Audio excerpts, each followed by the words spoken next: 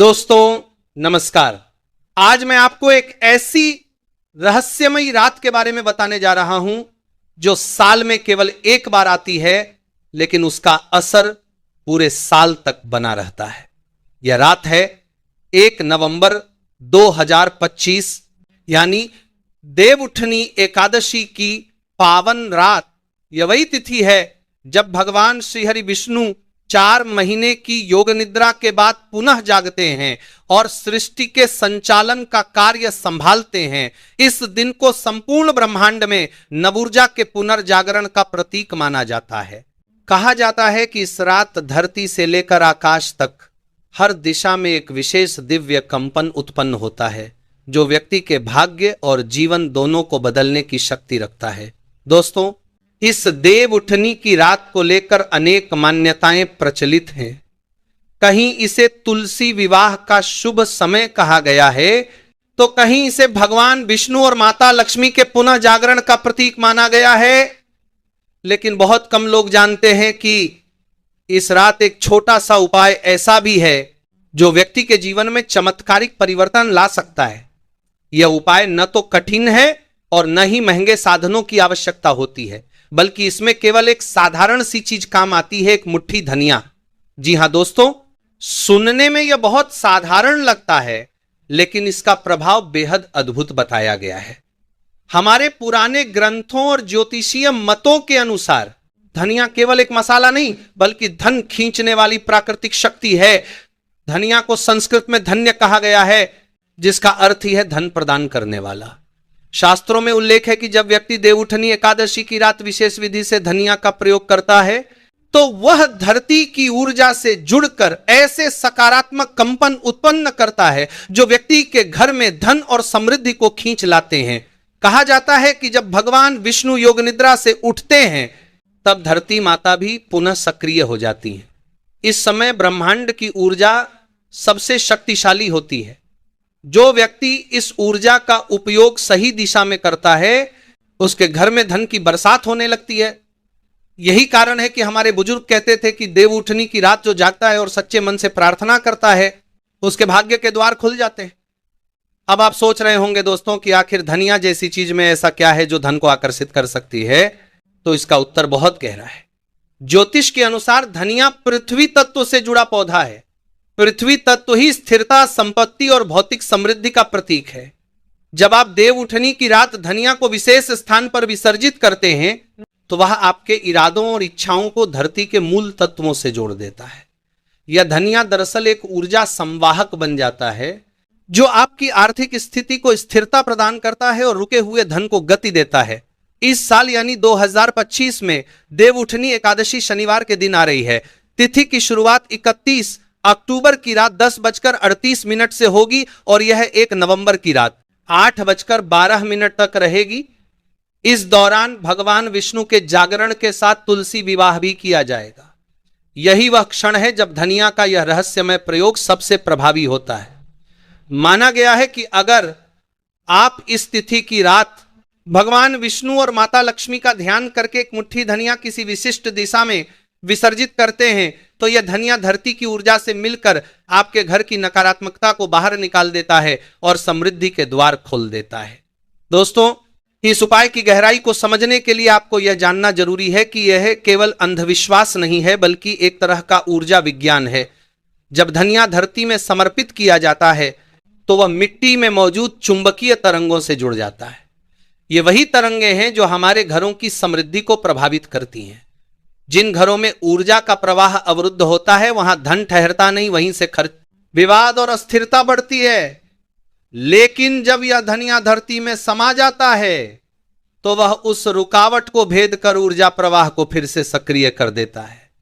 यही कारण है कि जो लोग यह उपाय श्रद्धा और नियम से करते हैं, उनके घर में धीरे धीरे धन का प्रवाह बनने लगता है। देवउठनी एकादशी की रात को किया गया हर छोटा कार्य कई गुना प्रभाव डालता है, क्योंकि उस समय भगवान विष्णु का आशीर्वाद खुला होता है।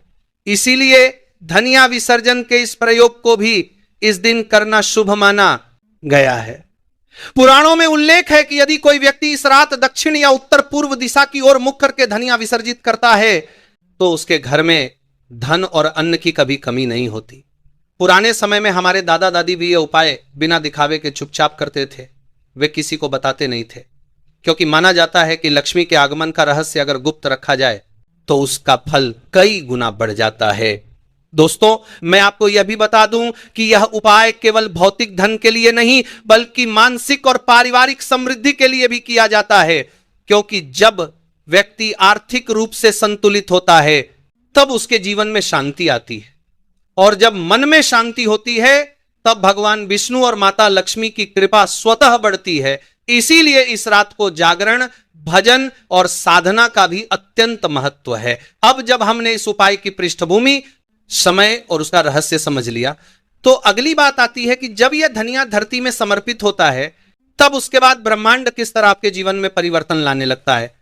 आगे हम उसी पर विस्तार से चर्चा करेंगे, यानी वह अदृश्य शक्ति कैसे संकेत देती है कि अब धन आपके जीवन की ओर बढ़ रहा है, और कौन सी गलतियां इस उपाय के प्रभाव को कमजोर कर सकती हैं। दोस्तों, अब जरा कल्पना कीजिए वह पवित्र रात जब चारों ओर दीपक जल रहे हैं, हवा में तुलसी और हवन की सुगंध घुली हुई है और आसमान में जैसे तारों की जगह दिव्यता झिलमिला रही हो। यह वही रात होती है जब भगवान विष्णु नींद से जागते हैं और संपूर्ण सृष्टि में नई ऊर्जा का संचार करते हैं। कहते हैं कि इस रात जब आप श्रद्धा और विश्वास के साथ धनिया का प्रयोग करते हैं तो यह केवल एक साधारण कार्य नहीं रह जाता, बल्कि यह आपके भाग्य को बदलने वाला एक अदृश्य अनुष्ठान बन जाता है। दोस्तों, ध्यान रहे, इस उपाय को करते समय मन का शुद्ध होना सबसे आवश्यक है, क्योंकि जब मन में संशय, क्रोध या लालच होता है तब यह ऊर्जा आप तक नहीं पहुंचती। देवउठनी एकादशी की रात जब आप धनिया को हाथ में लेकर संकल्प करते हैं तब दरअसल आप केवल एक वस्तु नहीं फेंक रहे होते, बल्कि अपने भीतर की नकारात्मकता को मिट्टी में विलीन कर रहे होते हैं। यह मिट्टी जो स्वयं माता पृथ्वी का स्वरूप है, आपके उस नकारात्मक भार को अपने भीतर समा लेती है और बदले में आपको स्थिरता और धन की शक्ति देती है। इसीलिए कहा गया है, पृथ्वी धारणात् धर्म, अर्थात जो धरती को कुछ अर्पित करता है वह स्वयं धर्म और समृद्धि का धारक बन जाता है। दोस्तों, इस रात जब आप धनिया फेंकते हैं तो यह ध्यान रखें कि स्थान का चयन भी बहुत मायने रखता है। शास्त्रों में कहा गया है कि देवउठनी की रात उत्तर दिशा धन के देवता कुबेर की दिशा मानी जाती है, और यदि इस दिशा में धनिया का विसर्जन किया जाए तो यह कुबेर की कृपा प्राप्त करने का माध्यम बन जाता है। आप चाहे तो अपने घर के बाहर या किसी तुलसी के पौधे के पास भी यह क्रिया कर सकते हैं। बस ध्यान रखें कि इसे करते समय घर का वातावरण शांत और पवित्र हो, कोई अपवित्र वस्तु पास न हो और मन में पूर्ण श्रद्धा हो। अब दोस्तों, जरा इस रहस्य की एक और परत समझिए। धनिया को धन्यक इसलिए कहा गया क्योंकि इसमें धन शब्द निहित है, यानी यह सीधे उस कंपन से जुड़ा है जो समृद्धि और संपन्नता का प्रतीक है। आयुर्वेद के अनुसार धनिया शरीर में वात पित्त कफ का संतुलन करता है। ठीक उसी प्रकार जब आप इसे धार्मिक रूप से उपयोग करते हैं तो यह आपके जीवन के ऊर्जा केंद्रों को संतुलित करता है। कहते हैं, मनुष्य के घर में धन तभी टिकता है जब उसका मूलाधार चक्र और मणिपुर चक्र सक्रिय हो, क्योंकि यही चक्र आर्थिक स्थिरता और आत्मविश्वास से जुड़े होते हैं।